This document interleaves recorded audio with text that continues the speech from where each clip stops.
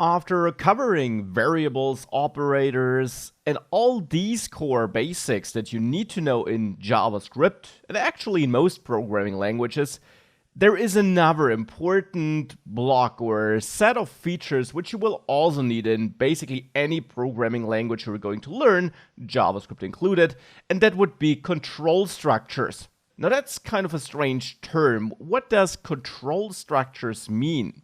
It means that when you're writing code, you don't always want to execute exactly the same code top to bottom. Sometimes you have some condition that should be met for some code to be executed and execute some other code if the condition is not met, or you need to repeat some code execution.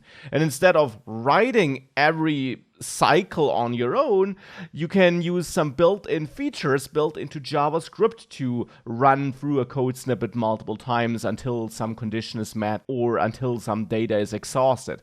So that's exactly what we'll have a look at in this module.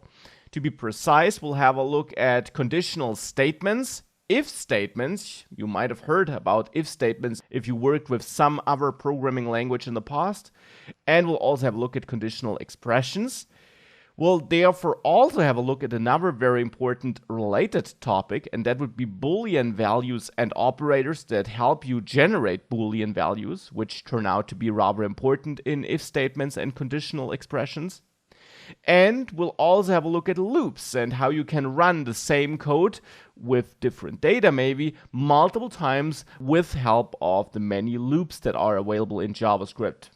Last but not least, after having a look at loops, we'll also dive into error handling, and that will be different from what you learned in the debugging section. As you will learn here, I'm talking about errors which you can't avoid that might happen in your program as it executes, and how you can then react to them and what you can do to still fail gracefully, maybe show an error message to the user, or even fall back and make sure that your program works even though an error occurred.